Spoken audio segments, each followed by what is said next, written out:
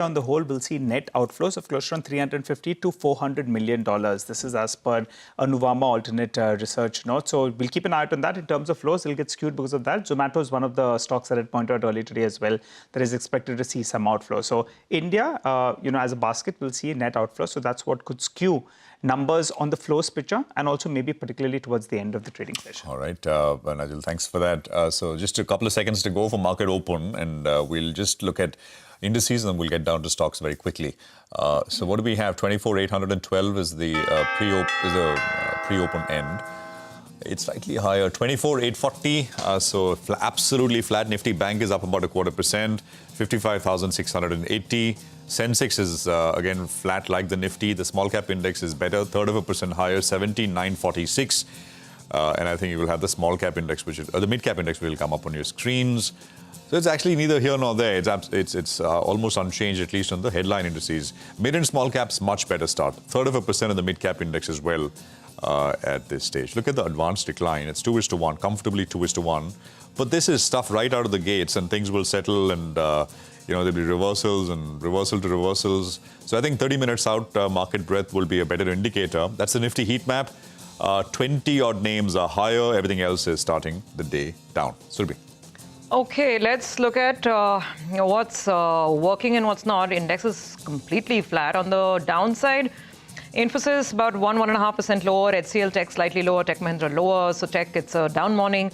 Bajaj Auto is reacting negatively to the numbers. Remember, it's what we've been discussing with Jay throughout. That margin being at 20% is nothing new for the market. We've gotten used to it. It's volume growth, it's top line growth, and that seems to be a little sluggish. So about 2% lower on Bajaj Auto. Eicher Motors, Hero Motocorp also lower, to be fair, along with Mahindra and Mahindra. So all of auto is seeing some profit taking. So tech and auto is lower. On the flip side, Coal India, 0.5% higher. Jio Finance is seeing a little bit of traction. Adani Ports, Apollo Hospitals, and ONGC. But it's very, very quiet out there. There's not much moving. On the banks, HDFC Bank is keeping the flag flying for the bulls for what it's worth. About 0.3% higher, but it's not really enough. Axis Bank is a little lower. ICICI Bank has got a little bit of red tinge on it. And State Bank of India is absolutely flat. Banks are totally undecided. Basically, the Nifty is again doing what it's done the whole week, consolidate with zero direction. Nigel. Well, that's right. A few numbers, though, are standing out. You have Suzlon that's flying away in today's trading session. It's up more than 10%. So that's the blockbuster earnings of the day. You have Lumax Auto. Well, that stock as well is up close to around 8-9% as we speak. So that is well reacting to its numbers. EIL, Engineers India. Well, that one, in fact, has spiked up. Good move is what we're seeing on that particular name. So let's get that stock as well up for you on the screen. And Equinox. So quite a few winners, actually, that we're seeing on the screen. Many of them doing very, very well. On the flip side, you have Jagran Prakashan. That's down close to around 8%. So that's coming for a hard knock. You have Landmark that's down close to around 6% as we speak. Popular Vehicles as well down close to around 5%. Ola Electric, I think you already pointed that one out. That as well is under some pressure. And Shalby, that's another one that's lower in trade. Vectors, it has seen a good run, I think, of late, but that in fact is down close to around 4%. So those are some of the big movers in today's trading session. Plenty of winners, though. And that's why the number of stocks advancing are more than the number of stocks that are declining in the breadth of the market in favor of the number of stocks advancing. But BSE, that's another one. That's up close to around 5%. So BSE has pulled back, I think, all of those losses that we saw. That one's on its way to make a fresh 52-week high yet again. Yeah, all-time high, Nigel. Yeah. BSE is at all-time high. So it's a 5% pop. Number 2 volume-led gainer on the NSE today, across the board. I think people like Gurmeet, etc., have been telling us that the NSE, the unlisted NSE shares have also, there's a fuse under the NSE shares as well. But that's unlisted. But this is listed. You can see what's happening here. I'll give you a data point on that. NSE now, you look at global exchanges, the total market cap has gone to around $65 billion. So currently it's in 5th position, behind the top names. But in terms of profitability, actually NSE is quite up there because of the recent run from that 1,600 to around 2,200. I'm just pulling out some data. So that's around $65 billion now in terms of market cap. If it lists, it will come in the top 10 stocks here in India as well. So 5 lakh crores in market cap. Yeah. Last year, they did about 12,000 crores in net profits. Yeah. 40 times earnings. Yeah. So it's not Not cheap. It's not cheap anymore. Yes. But the thing is, people are looking at it's like When it lists, no, yeah. it's like both one looking at the other looking back, and then it's. But in any case, Rising together. In any case, a much bigger exchange in that sense. But yeah, BSE of course is doing very, very well. Suzlon is up about 10%. Swiggy is up 2%, 335 on Swiggy. That's a very large volume-led gainer this morning. EIL is up about 5%, 230 on EIL. Concord Bio has been doing well, and Concord Bio is up another 4% this morning. Zentech is up 3.5%. Inox Wind and Sobha. Techno Electric has seen a bit of a rocket-like move this week, I think. It's up 25% this week. Oh boy, it's a big one. Coromandel is up 1.5%. Senco is up about 3.5%. So yeah, it's lots happening as far as the broader space goes. Mazgaon is down 7%. Garden Reach is down 3.5%. Bajaj is down 2%. Infi is down 2%. Cochin Shipyard is down 2.6%. So, I was just talking about Cochin earlier. Numbers, the earnings have been brought lower by the street. People who cover, analysts who cover, the stock's gone the other way. Today it's taking note, I guess, after the Mazgaon numbers. So that's the start. Birla Soft, Rima was pointing out, 3.5% lower. And Nibe, which is a defense company, is down 5%. It's coming out with volumes. And I was reading they've got some order with from an Israeli company, a tie-up order. So that's some 60,000 shares, 5% down. We have Karthik Kumar, who's with us, fund manager at Axis Mutual Fund. Karthik, good morning. Great to have you with us here. Thank you for your time.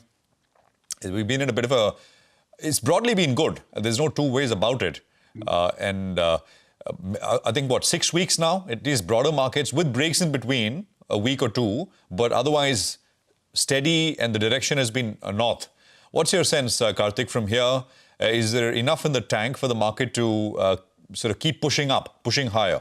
Mm-hmm. I think what's happened is while the earnings season has started on a good note, where we have the number of stocks beating estimates have been substantially higher, but that comes with the caveat that the earnings estimates were kind of well managed going into the season. Our estimates were, the expectations were quite low. So that helped.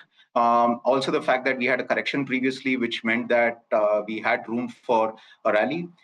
So now we are back to valuations, close to peak valuations, what we saw in September 24 across large, mid, and small. So I think for this to keep going, we would need improvement in earnings sentiment. We would need upgrades in earnings for FY26 and 27. And I think that will come a bit down the line. When things improve for multiple reasons. But in the interim between now until earnings improvement kicks in, I think the market is more likely to be range bound. Having said that, we've seen risk appetite improving, which is why the breadth of the market, as you pointed out, has been doing well. And small and mid cap in general have been outperforming large cap. So the risk appetite has improved. But for the entire market to move to a next level, I think would require earnings support from here on. Okay, all right. Hi, Karthik. Good morning and good to see you. One theme that I think you were quite overweight on was the pharma as well as the healthcare sector. That continues to remain your top weight? So pharma, healthcare, we continue to remain overweight.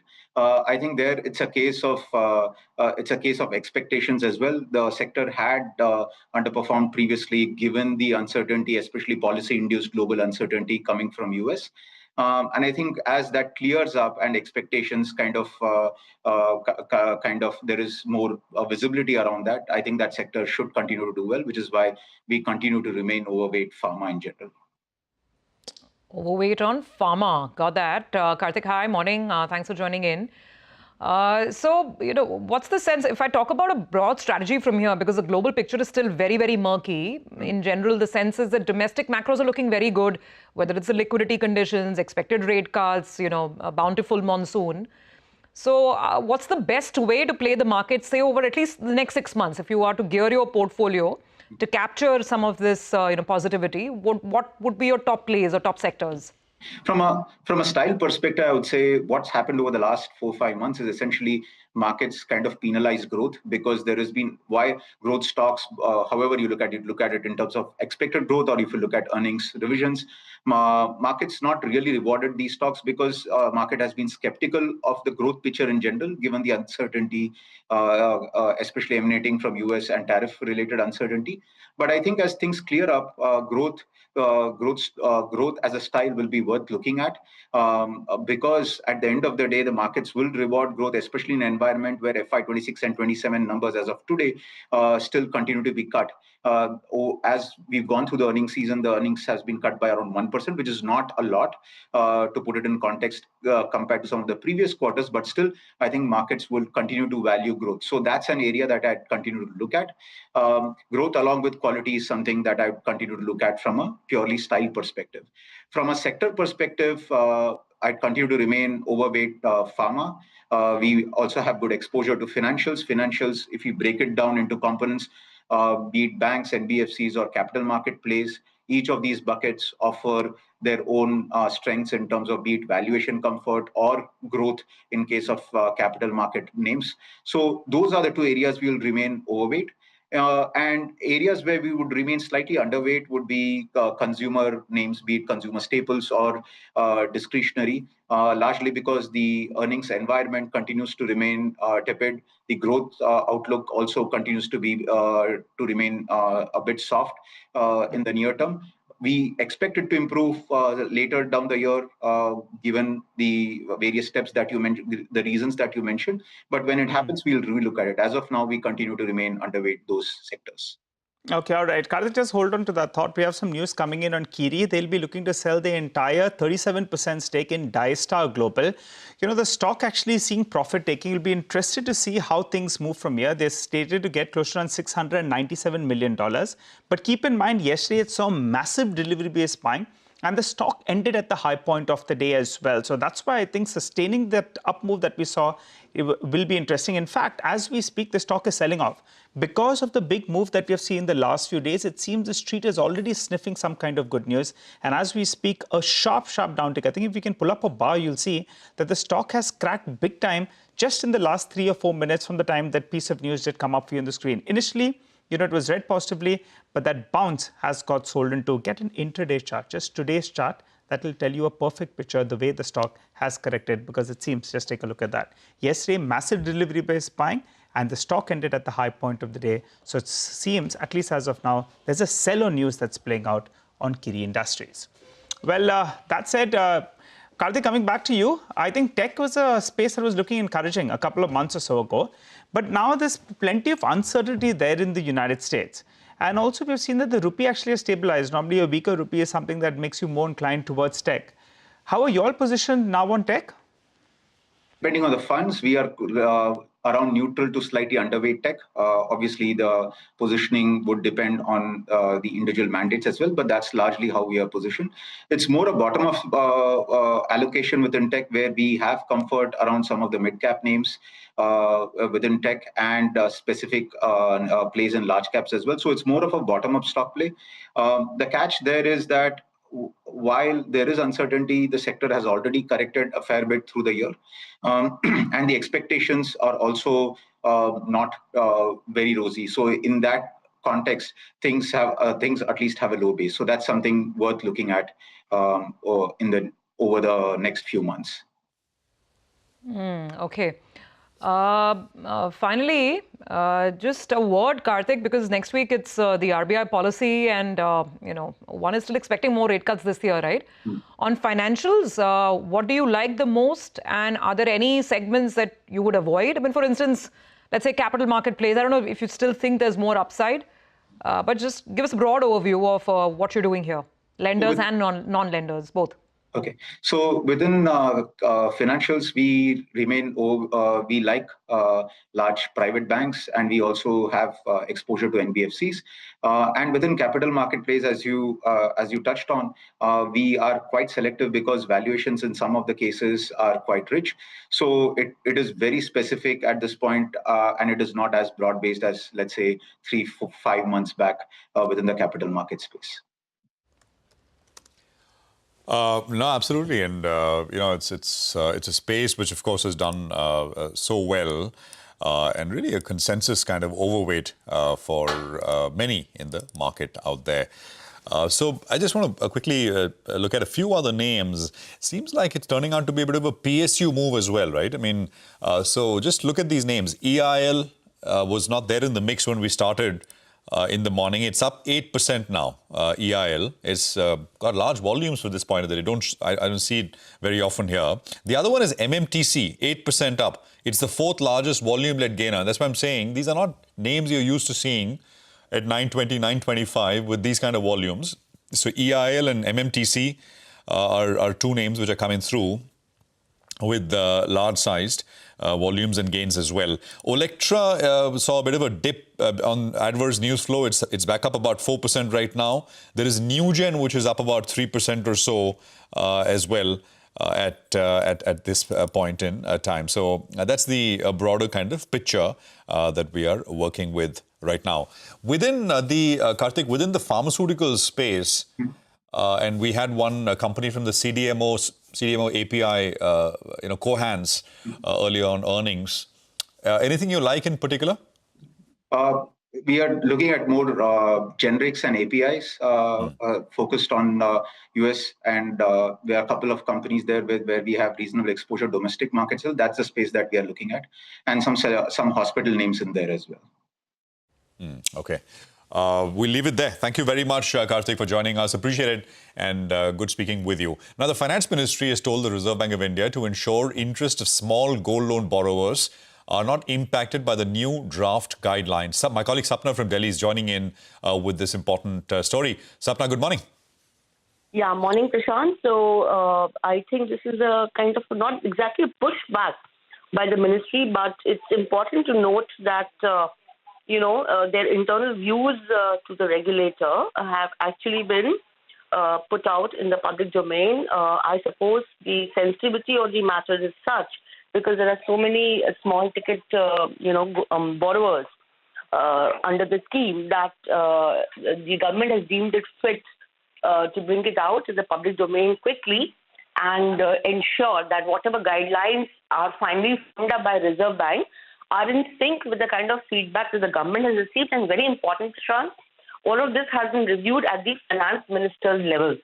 So the feedback is actually coming right from the top. And as we have seen in the earlier draft discussions as well, when the LCR issue came up and there were certain other aspects also that were there in the public domain, the feedback of the government has been taken on board by the Reserve Bank. So here, basically, what they're trying to ensure is that whatever restrictions or changes or new ways of borrowing or new terms and conditions that are imposed, that should not impact the small borrowers, basically the borrowings with a ticket size of around 2 lakh rupees.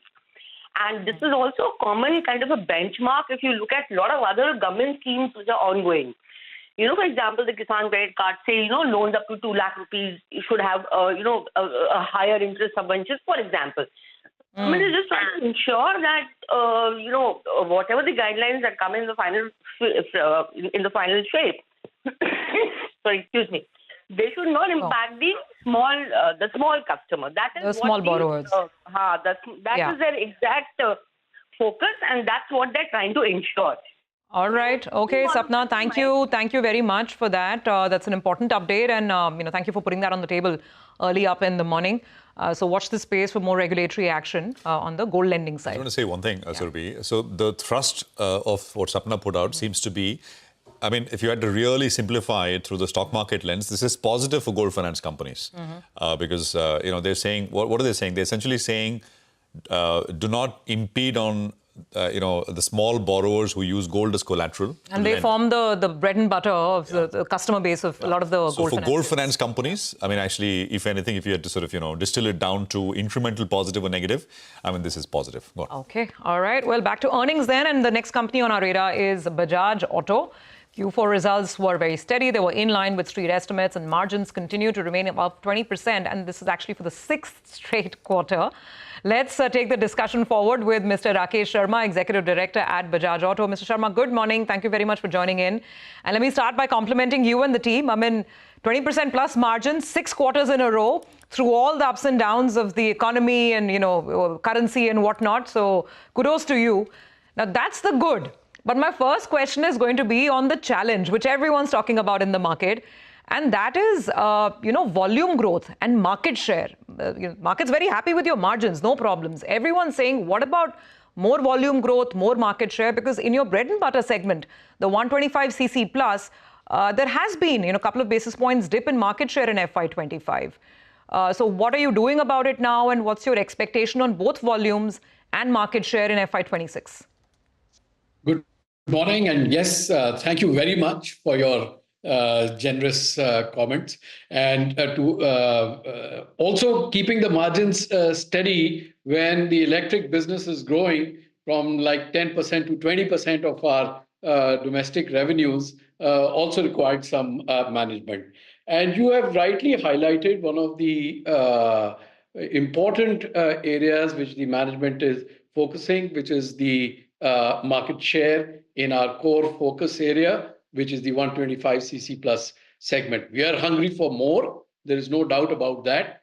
But let me put it in perspective. This segment started to really grow, surge forward just around post-COVID and the post-regulatory things which had happened. And at that time, let's say about 3 years back in FY21, our market share stood at around 20%. These are estimates based on registrations. And that by FY24 end went up to 25.5%. And we feel that in FY25, we have probably, particularly in the second half or in the middle of the year, lost about 1.5 percentage points. So that's the perspective from 20 to, I would say right now, about 24. But we would rather look squarely in the mirror and be hyper about even, a decimal loss, because our intention is obviously to strive for leadership in the segment. We are a steady number 2, at least 50% ahead of the number 3, number 4, and and behind the number 1 by at least about, I think, 5-6 percentage points. So we are striving. We would continue our thrust based on new products. We've got a good pipeline based on new products, both in the 125cc and the more sporty 150cc, 160cc plus segments. So I don't hear some kind of price action coming in from you in that reply to kind of bump up the volumes, and also just tie in the volume picture, sir, because I know that in your call you've guided for, the overall industry is saying 5 to 6% growth in two-wheeler volumes this year. How much better can Bajaj Auto do over and above that? And I'm talking about the domestic business. Exports are again firing up. They've turned around very well for you. But let's talk domestic two-wheeler volumes. Yeah, let me take it one by one. We don't think that the pricing card is a sustainable card, because competition always has the right to drop their own prices. We will use pricing only to calibrate with competition, because if we find that there is a competitor move and their pricing goes beyond whatever premium or discount we can justify in our portfolio, then we will adjust. But we do not subscribe to the option of using pure pricing to acquire market share, as it is not sustainable. And as you know, we are always balancing between growth, market share, and profitability.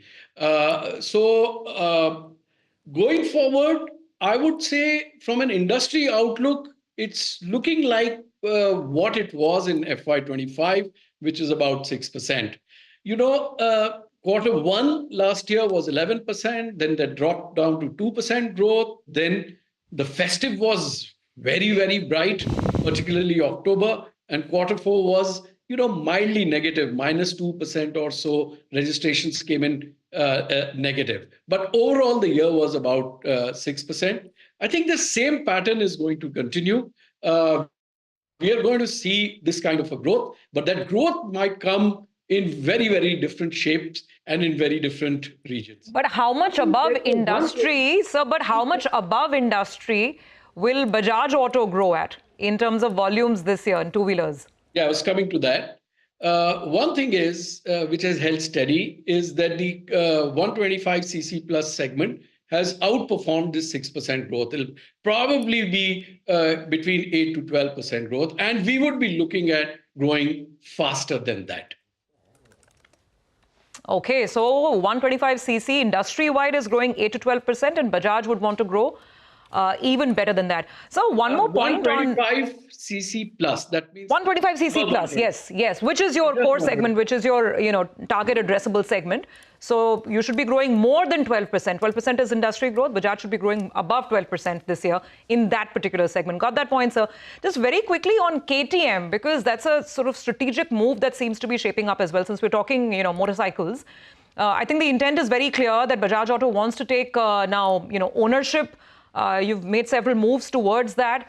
What should we expect in the turnaround from KTM? I think this particular quarter, you had stopped your exports, as far as this JV is concerned. What's the expectation from KTM in FY26, and what happens in terms of taking that ownership control? Yeah, so there are two sets of actions. One is, of course, to solve the liquidity issue and pay off the pared down debt. As you know, that creditors took a 70% haircut, and there was a court supervised process which required this commitment to be made by 23rd May, which has been made. And the second aspect is the intention of Bajaj Auto to take majority control. I must say that this is subject to regulatory clearances, both in India and overseas. This is our intention. We have made that clear, and we are in the middle of the process. Till these clearances are secured, everything is at standstill in the sense that management structures and management is being conducted the way it was. Once these clearances are gained, and we will truly then start to put shoulder to the wheel along with the KTM to make the turnaround happen. The exports, you're right, because of the liquidity situation, were curtailed last quarter, even though there's some very, very healthy demand. But with the liquidity improving, exports has got unlocked. We have already started exporting April onwards. And, April, May, and June. So we will have exports this quarter and, of course, next quarter. Our exports to KTM in normal times would be about 6% or so, but they dropped to nil. Okay. And so, therefore, you will see, this positive support to our exports growth. Sure. KTM this quarter onwards. Okay, so just a 20-second answer. I'm apologizing. We have other managements waiting as well. Just as the EV portfolio ramps up, will you manage to retain margins at 20%? And what's the ramp up in EV volumes? Just very quickly.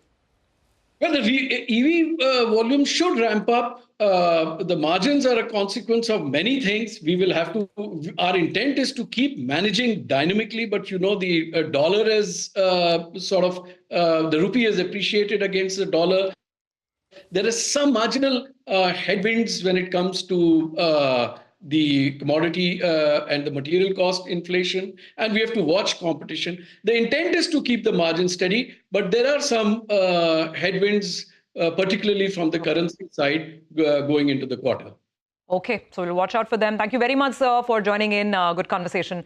Thanks for giving us an overview for the year. Need to take a very quick break right now. Come back on the other side, and the management of Wellspun Living will join in to give us their perspective on FY26.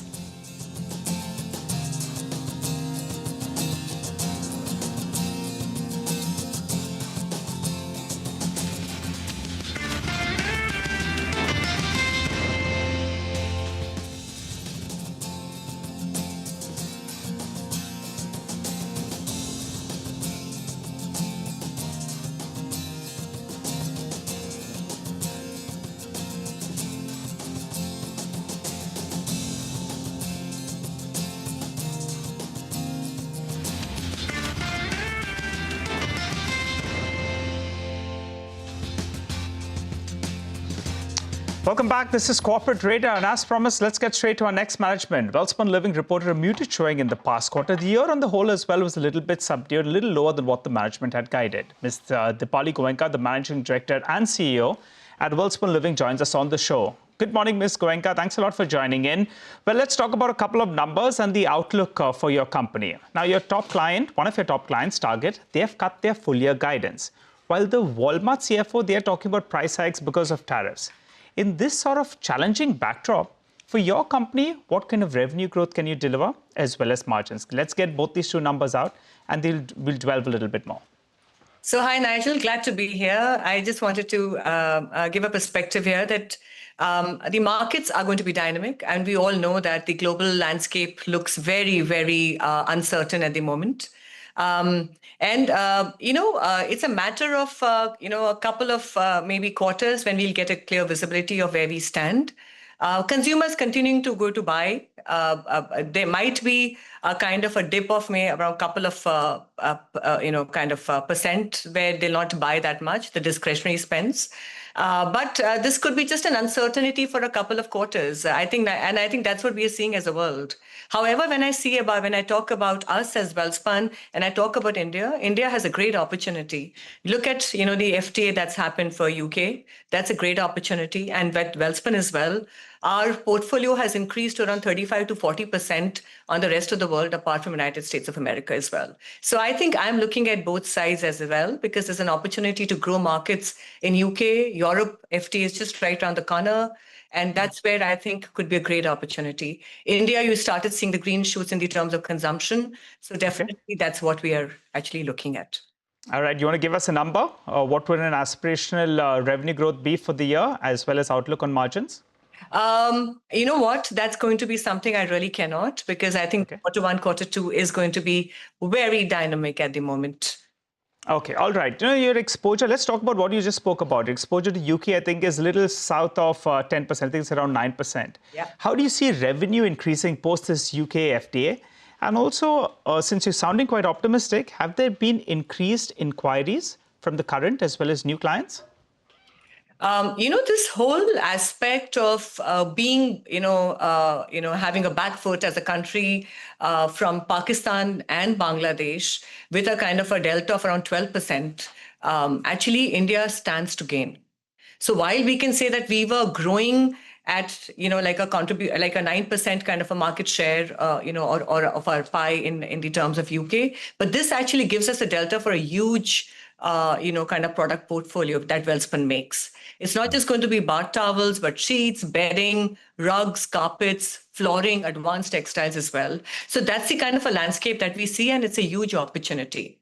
And, the whole thing is that, a few retailers that, we talk about, but it's an entire landscape that opens up, which actually is huge, which starts from the hypermarket to the better and the best as well. So, yeah, that's a huge landscape that will open up because of the FTA benefits that we can actually now move to and cater to as well. And maybe other FTAs are also coming. I mean, it's all moving towards bilateral one-on-one instead of these multilateral arrangements, and we'll see if we benefit out of it or not. Dipali, good morning. Prashant here. Could you quantify that size of opportunity for Welspun because of this UK FTA?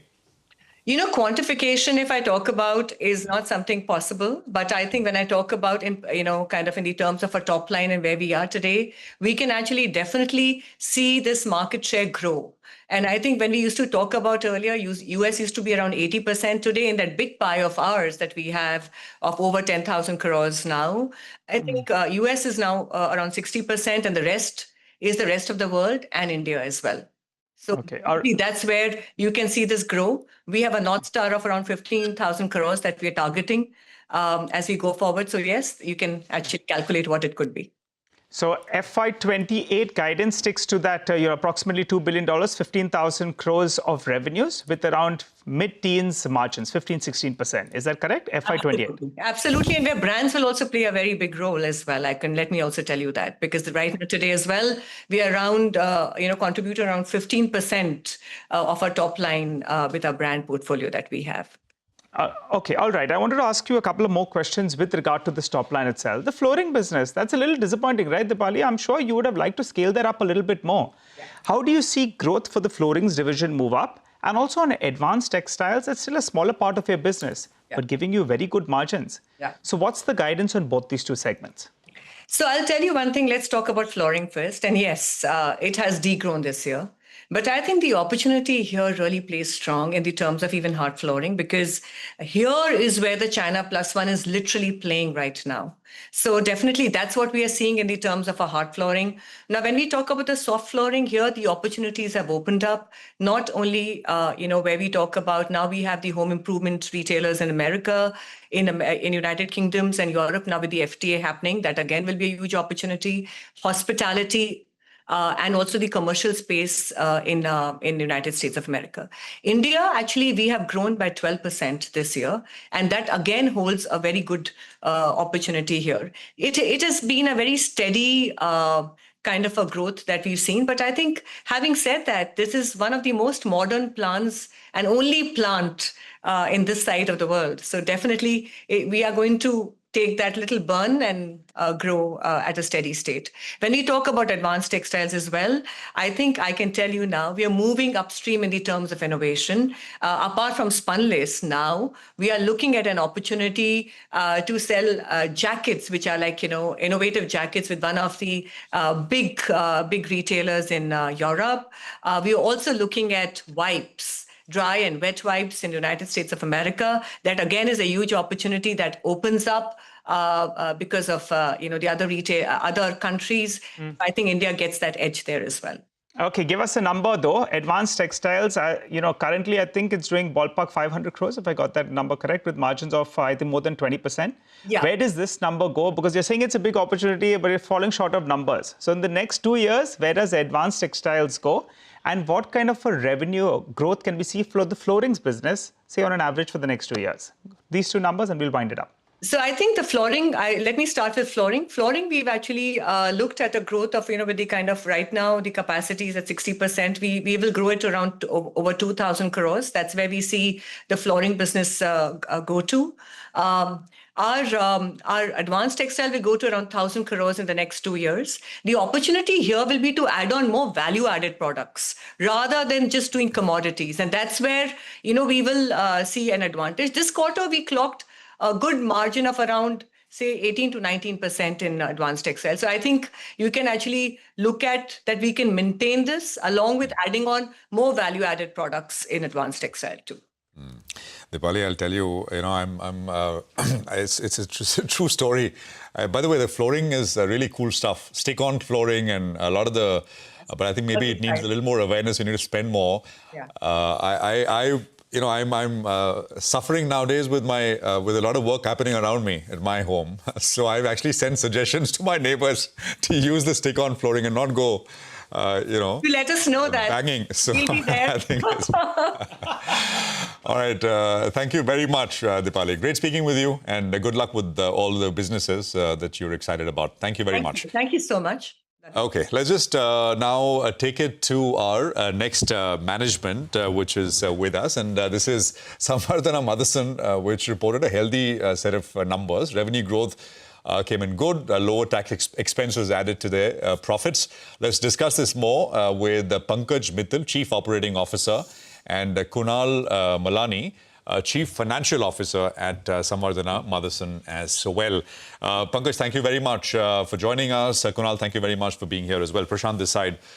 Pankaj, I want to straight away sort of dive into the, not the main automotive business, but the consumer electronics business, Pankaj. And it's an area where you guys are very bullish about. It's a large opportunity. It's the right space. You guys work with Apple as well in terms of supplying components. How after the recent, I don't know how much you can sort of tell us, but I'll have to ask. We heard President Trump essentially asking Apple to come back to the US, to make in the US. Have you heard anything from them? I mean, I think they're, of course, making out of Chennai, down south, now I think Bangalore, and there were reports they were scouting for another sort of facility in the north of the country. What have you heard from them, if anything at all? Good morning, Prashant. Thank you for having us with you today. As far as we are concerned, whatever we are doing in the consumer electronics business is on track. So as we have mentioned in our presentation also, we are accelerating production and capacity. One of the plant is already operationalized with a sharp ramp-up capacity to supply to about 15 to 17 million units. Two more plants are in place coming up, one in this year, in the next few months, and another one in 27, which will be even a larger plant. As we intend to do what we are doing today, we intend to also do vertical integration and add more value. So our plans, what they are for the consumer electronics business, are on track. Mr. Mittal, just to understand, can you give us a sense at a blended revenue level, how much of your revenue, say by FY27, maybe that's a better year to look at, or maybe FY28, how much of it will come from the consumer business? Just want to understand how the revenue mix will change 3 years on. This is still something which is in the offing because there are lots more to come in this sphere. So as we move forward in this area, we will come back to you with a number. As far as current business is concerned, we had indicated an investment of about 2,600 crores into these three facilities, and more will come. We are not at liberty to disclose at the moment the revenue figure.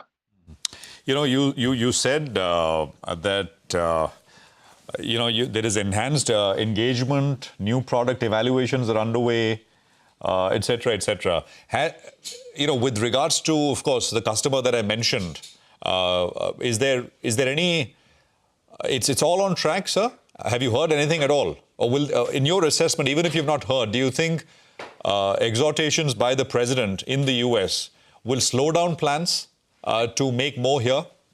Well, as we had mentioned in the very beginning, that this is a business which we are doing with a partner, with Beal. As you would know, that they do multiple products. Yes. And the kind of business which they do, so it's not, there are multiple customers. And as we have been maintaining that there are, we have non-disclosure agreements with various customers with whom we deal with. So we are not at liberty to disclose something more than what we have disclosed so far. I think this information which we have provided in terms of our greenfield sites, in terms of vertical integration, and that our business is on track should be good enough. Okay, all right. Hi, gentlemen. Good morning. Thanks a lot for joining in. Well, the street is optimistic, and you all as well have mentioned numerous times that the content per vehicle is likely to improve because of premiumization, electrification as well. Could you give us a broad number? What is it at currently? And where is this number headed to, say, in the next 3 years? In terms of our content, you could see that from the product profile which we have provided. So you see that we were primarily one product maker, and today there are so many different products which are coming in. And they come in at the behest of our customers, both by doing ourselves or through acquisitions or ventures, which we have been partnering with technology providers around the world. We added new partners. 23 new acquisitions were done in the last period, as we have mentioned in the last 5 years. So you see that there is a huge amount of new products like sunroofs, we have fuel tanks, we have multiple products, integrated assemblies. So that's how we keep adding the content, and that's the way in which we will continue to do in the future as well. Yeah, but do you have a reference number, sir? We get that. You know, I've said this a couple of times in the past as well. You're getting into better products, etc., higher amount of premiumization. Do we have a reference number to work with on a content per vehicle as of now? See, we are not, what you have to look at is that we don't supply to every model all the products which we do. So it's a huge spread. It's about being a solution provider to our customer. So that's the quest. So it's a direction in which you could do more and more. And the company has also diversified, not just into the automotive side, but also into different industries. So you see, we today support the aerospace industry. We do the rolling stock industry. We are into the consumer electronics. So that's the way for us. And when we do integrated assemblies, there is a huge amount of potential in the market to do multiple things. And new products like we are doing now for companies which make machines for equipments for silicon wafers, we're doing products for them. So it's a journey in which we keep finding more and more avenues to support our customers. Sure. All right. Got that. Let me come to Kunal as well for some questions. Kunal, on the here and now, the P&L for the fourth quarter, your overall revenue grew about 6%, but blended margin was under a little bit of pressure. And I think the bulk of that pressure came in from your modules and polymer products business, where margins have come down from double digits, almost 11% to about, I think, 6.5%. while the margins for the wiring harness business are improving. So can you just walk us through whether this was a one-off pressure in your modules and polymer business? What's the outlook for both wiring and harness and modules and polymer for FY26, especially focusing on the margin? You're right. Our module polymer business did have a margin decline, and this was largely on account of the volumes dip that we saw in Q4 for the European side of the business. There was a 9% volume dip that we saw on the European side, which wasn't really expected. In April, you would have seen we've also announced a transformation plan in Europe in order to take out around about 50 million of costs in the next year or two. So we saw the market decline and started recalibrating it as we moved down the path. Now, as you know, and we've always spoken about, it is always better to look at us from a year-on-year basis. Sure. So yeah, just year-on-year margin outlook and revenue outlook as well, if you can, Kunal. You grew 15% last year. I think 8% was organic growth, rest was acquisitions. So just very quickly, FY26 revenue growth outlook and margin outlook.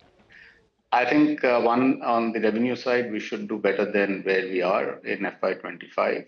So I think we should do better than where we are, even though the market backdrop seems to be a little soft on production and tariff uncertainties.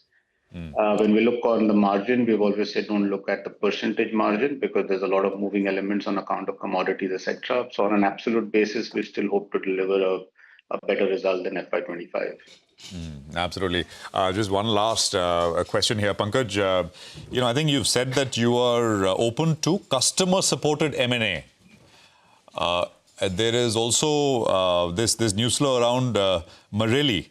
So you reportedly made a buyout offer for them. This is new information. Anything you can tell us, Pankaj? We have already given information to the stock exchanges that there are various discussions which we do with multiple companies around the world. So as soon as something on any particular acquisition gets rectified, it will be informed to the market immediately.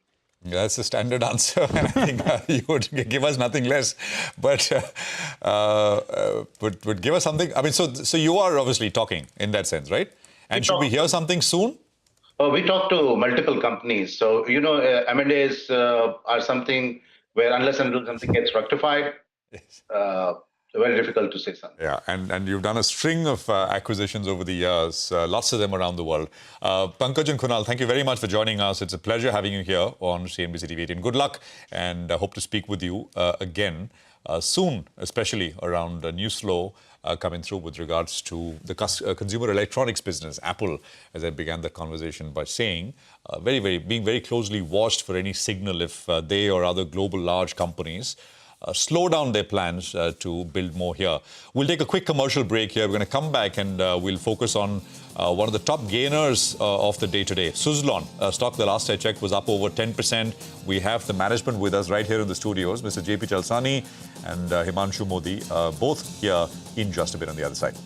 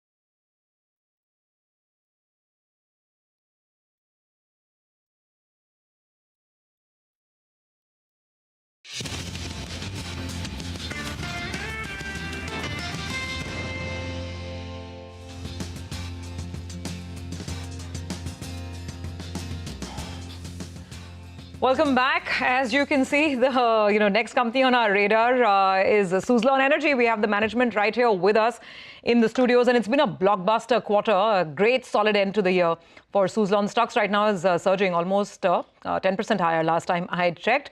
So let's just quickly revise the numbers. 73% revenue growth, nearly 100% jump in profits.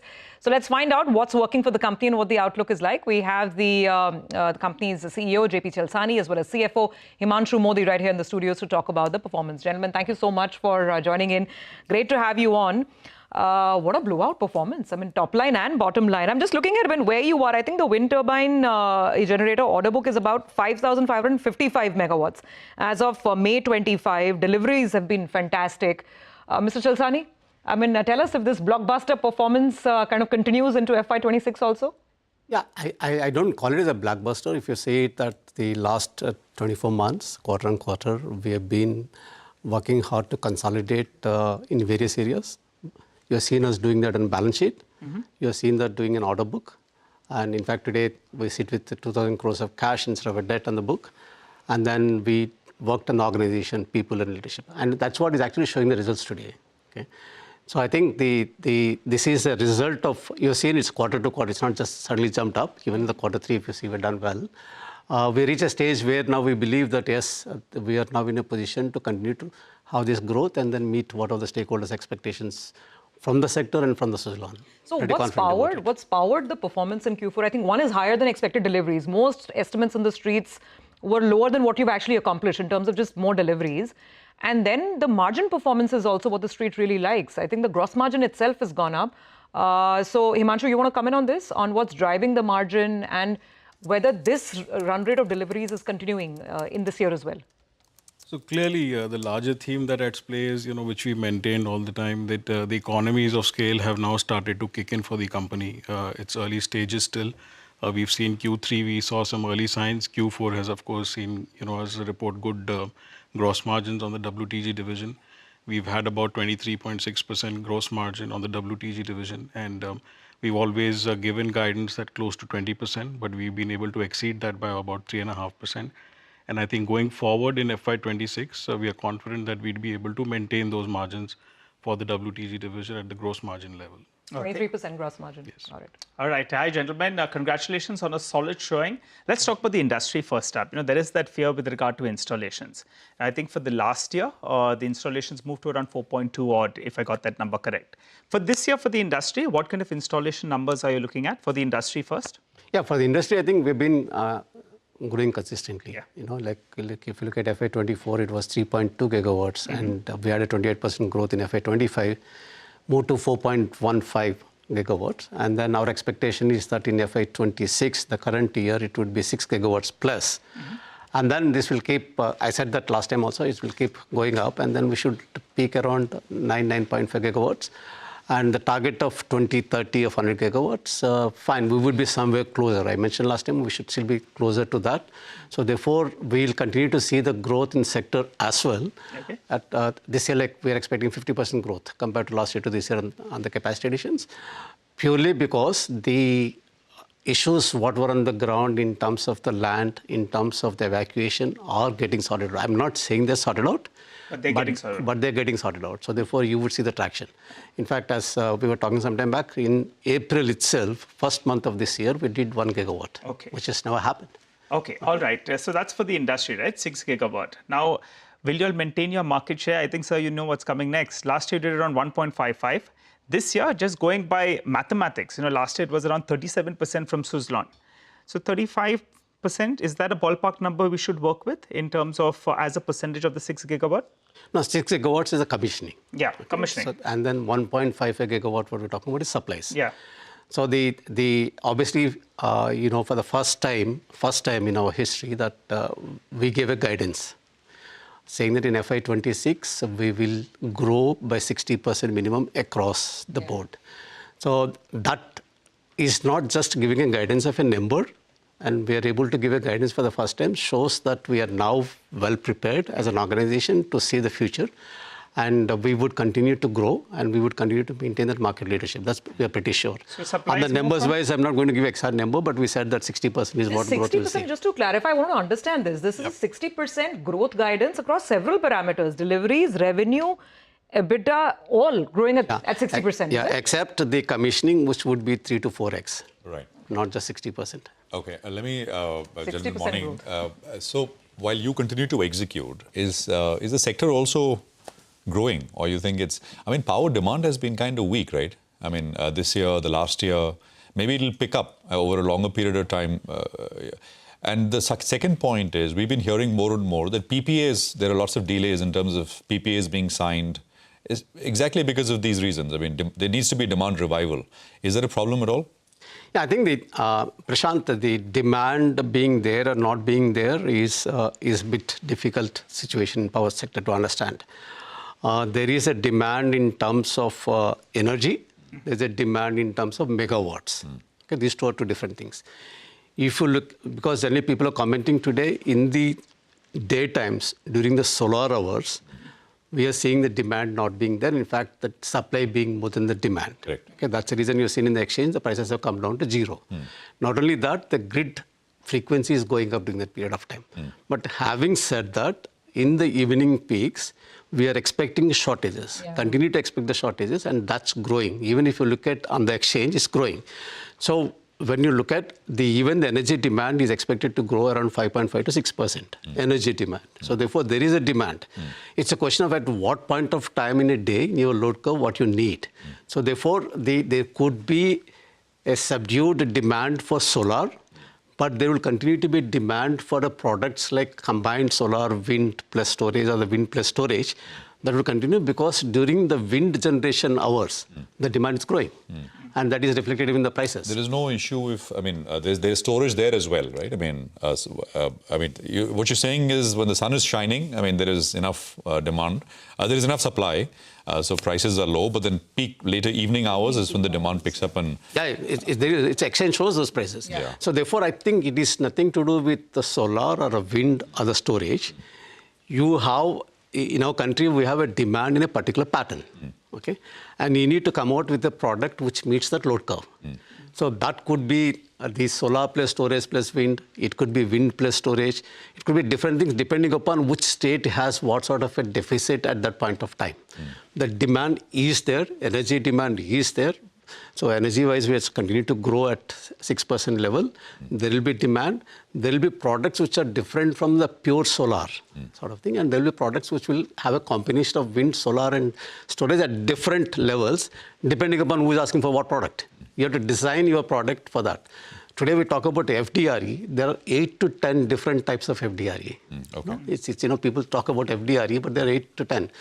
Today, the customer demand saying that this is what is my load profile. Even if you look at the industrial segment, which is what is the maximum customer for us in terms of 55% of our order book comes from there, they have a demand profile. If I'm a cement industry, steel industry, I have a demand profile.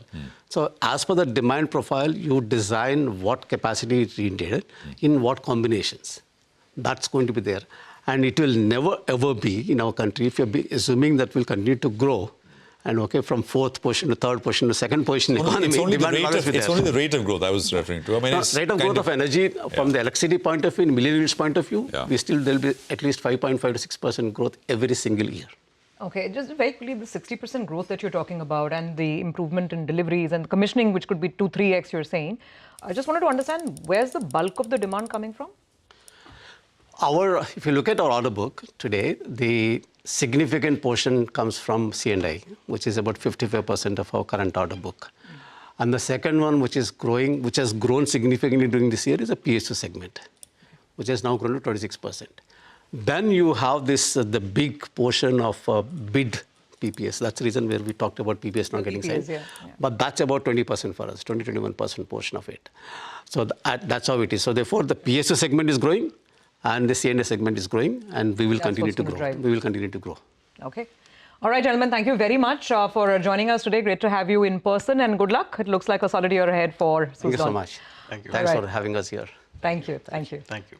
Well, with that, we have to slip into a very quick break. As we take that break, just a quick glance at the market. Market's not doing anything. 30 points lower on the Nifty. Consolidation continues.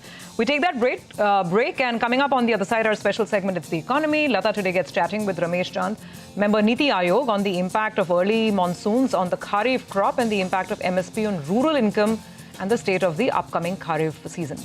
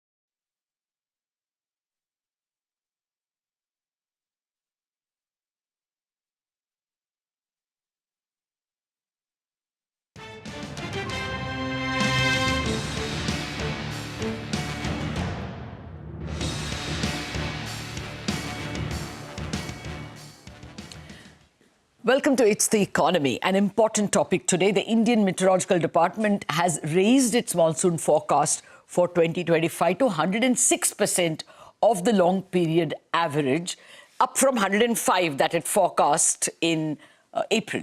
It also expects the June rainfall to be above normal. That is, it will be at 108% of the long period average. That's one issue. Separately, the government has announced an average 4.5% rise in MSP, minimum support price. Rice got a 3% hike. How will all of this impact the Kharif output?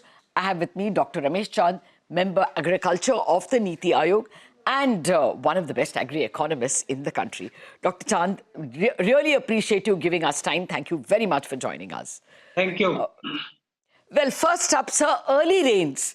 Some tell us that that is bad and that will impact sowing. Others tell us it will mean a robust sowing.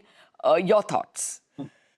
It may be bad in terms of a few dimensions, but if you look at the net, it will have positive impact. You see, it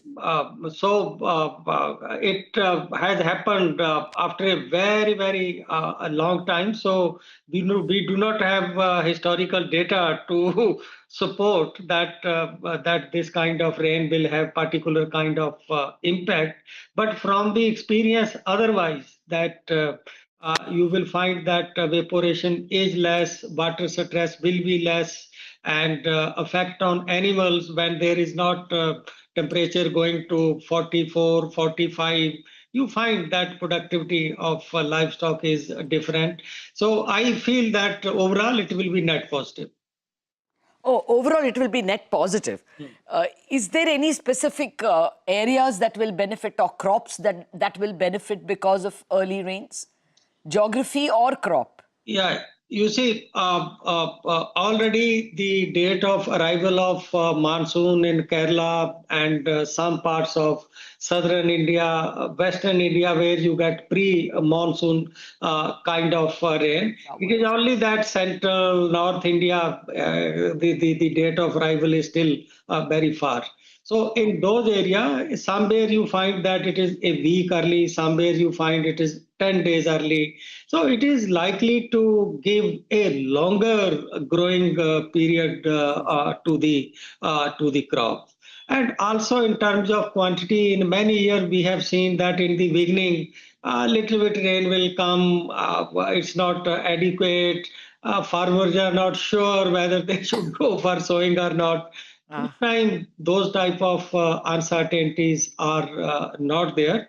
So I think overall, initially the sowing start for cereal and pulses. Yeah. So for them, we can expect that that it will be positive. Oh, that's good to hear, net positive. Just if you can mention what may be the negative at all. Is there any specific crop or region which can be hurt?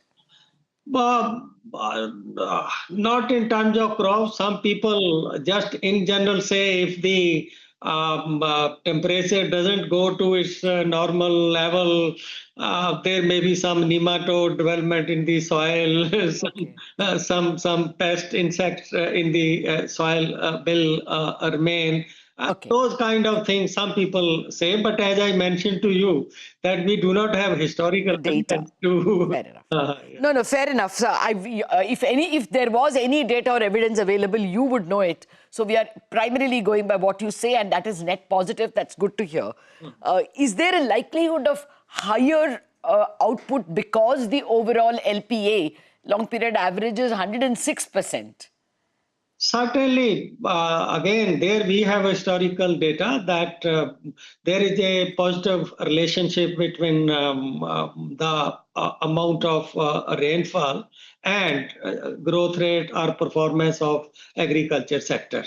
So above normal, yes, in some states, maybe there will be more floods, that kind of situation. But overall experience of the country has been higher the rainfall, better is the performance of agriculture. Okay. And that's important. Holds. That's important, and perhaps even groundwater will improve for the Rabi harvest. So let me now come to the MSP. The overall CPI-weighted hike has been 4.5%. That's the lowest in 3 years. And for rice, it is only 3%. Would that worry you? That, terms of trade have already turned against agriculture because food prices, vegetable prices, cereals prices have all fallen. Would you worry that rural prosperity, rural purchasing power will be impacted? Lataji, terms of trade should not be seen from price of 1 year or price of a few months. It should be seen but by the situation in the previous years. Terms of trade for agriculture has been rising for more than 12 years. This has been a very, very long period. And you know that last few months we have seen food inflation even touching 10%. When non-food price inflation was very, very low. I feel that this is a correction which is happening in the market and it need to happen even otherwise. If you have terms of trade going favorable for some kind of say sector over a very, very long period, like they were there for, as I said, 12, 13 years. 12 onward, you just find they have been only improving, except some year.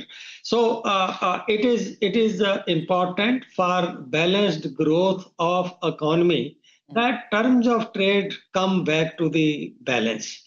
If that balance gets too much disturbed for too long, then resource allocation across sectors become a matter of concern, that it is possible that because of highly favorable terms of trade, you are overproducing something, if the demand is not there, you are not able to sell even in international markets. So I think the correction of the sort, which was expected, food inflation remained very, very high for a very long period.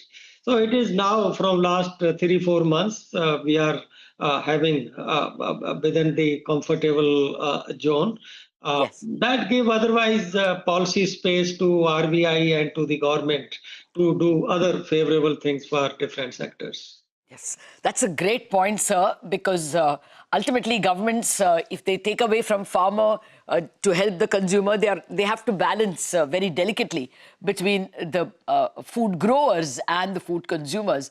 But your strong point, therefore, is that rural consumption, which has been the mainstay for the last 2 or 3 quarters, that is not going to get impacted because the MSP is lower. No, I don't think. You see, first of all, lower, we should not judge in terms of what was the growth earlier years. The new bases selected for MSP is at least 50% higher than what is cost A2 plus FL. See, that itself, that you are keeping prices highly remunerative. Fair enough. 50% margin over A2 plus FL is, I find, quite strong and quite reasonable. It keeps prices remunerative. If the cost structure was such that it increased by, say, more than what is the increase based on which MSP is recommended, then you would have seen that it would have gone much higher. That is not the that's not the case. Yeah. No, that's again a very valid point, sir. A2 plus FL is already a big base and takes care of all the cost increases, and hence the 4.5% should not be. The aspect is farmer income is function of prices as well as output. If we have, say, this year also, which I am quite sure if things stay normal, that growth rate will be more than 4%. So if you give, say, 1% more price, but growth rate drops to 2%, it negates the effect of price. So you're betting on a 4% agri output this year also, because the GDP is going to be announced, and the consensus I got is almost 5% for FY25 as well. And you think on top of that, a 4% is possible this year? You see that advance estimate of food grain have come, which are much higher than what were the earlier estimates. So the growth number of 3.8 is likely to be revised. It will go beyond 4%. And it's not that we didn't have in the past consecutive 4 or 5 years of good growth. That kind of experience is there in Indian agriculture, and if this monsoon remains normal, other than the date, the other two dimension, total quantity we have estimate 6% more than normal. Distribution is so far we didn't hear anything that it will be concentrated in the beginning or in the middle or toward the end. So far, expectation is that everything will be normal, and with that kind of situation and other measures happening in agriculture, I think this year also, despite 2.4, 2.5 robust growth rate, we can have another year of robust growth rate. Okay. Well, just a final question, sir. There are the negotiations with the US are in an advanced stage of preparation. A delegation has just gone from India, and another one is expected from the US. Where are we on agri? Will we have to open our doors to any of the US products, especially in dairy? Anything you can enlighten us in terms of what to expect? 2 days back, I with my colleague, we have brought out a working paper. It is put on the Nifty site to see in details. But I will answer your question. First thing is that US situation, Lataji, is, not certain. Yes. The judiciary has stopped, yes. You know that President has no power to do those kind of things. First is that lot of uncertainty. There was an initial big shock, then it was moderated to some extent, some understanding with China. So one is that situation is very, very uncertain and volatile, and we can't, so we have to presume a different scenario. Okay. So, but we have said in our paper that yes, we can accommodate to some extent concern of US. It's not only a reciprocal tariff; it should be reciprocal treatment. Yes, Okay. we are giving better ground to them, then they should also give better treatment to us. And I think we can deal with it. And our major export to US are that of prawn and fish, frozen fish. And second is basmati rice. We are quite competitive in these two. The only country in terms of fish which we have mentioned in our paper is that Nicaragua is emerging as a competitor in global market. And they are not suffering from this reciprocal tariff kind of thing. Otherwise, if you look at the competitive measure from the past, we have improved our competitiveness in US market. And fish, and even in case of basmati rice, other items are small like natural honey, those kind of things. So I think we can manage. Our Ministry of Commerce, they are negotiating. They are trying to balance interest of India and also accommodating to the extent concern of US. Got it. Got it, sir. Thank you very much. We will, of course, highlight the highlights of your paper on the Nifty website and get a full view. Thank you very much for staying with us, spending time with us.